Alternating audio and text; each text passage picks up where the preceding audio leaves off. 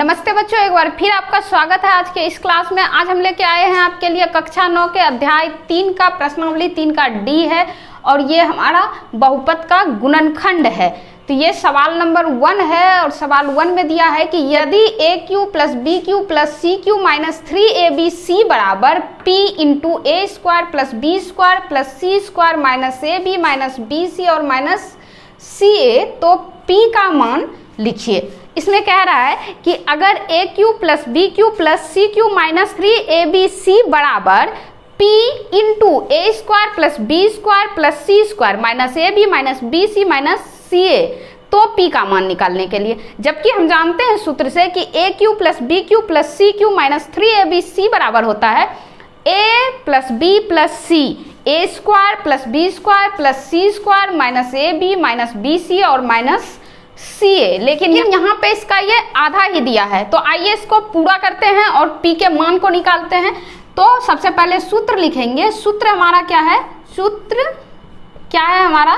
सूत्र है A cube plus B cube plus C cube minus 3abc बराबर a plus B plus C और A square plus B square plus C square minus A B minus B C minus C A.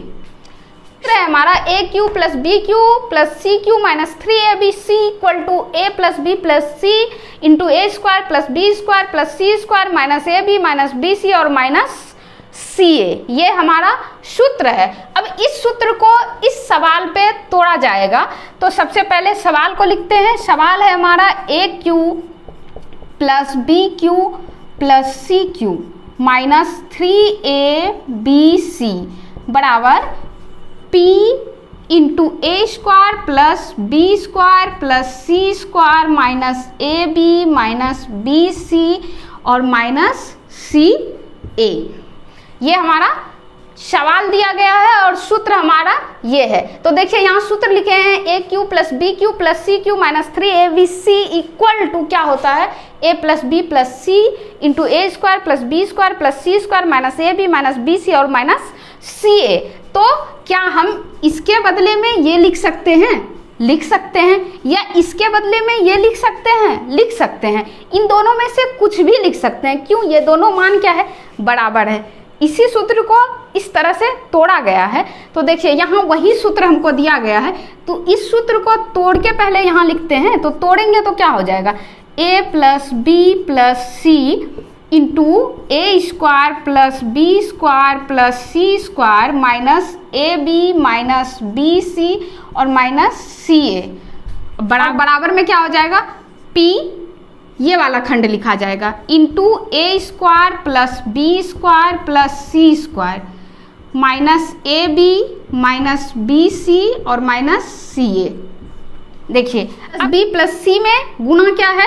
A square plus B square plus C square minus A B minus B C minus C ए।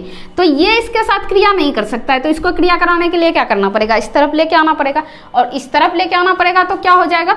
फिर हम इसको ऐसे लिख सकते हैं कि A plus B plus C बराबर क्या हो जाएगा? p into A square plus B square plus C square minus A B minus B C minus C A, और बटे में क्या हो जाएगा? बटे में इसको लेके चले आएंगे इधर। इधर ये गुना था इसलिए इधर आके क्या बना लिया? अपने आप को भाग बना लिया। तो लिख देंगे A square plus B square plus C square minus A B minus B C minus C A. और देखिए ये तो जिस रूप में था उसी रूप में हम इसको लेके आए, लेकिन ये इस रूप में नहीं आएगा। ये जो प्लस है वो सब क्या बन जाएगा? माइनस बन जाएगा। ये भी माइनस बन जाएगा और ये माइनस है, ये भी माइनस हो जाएगा, और जो माइनस है वो सब क्या बन जाएगा? प्लस बन जाएगा।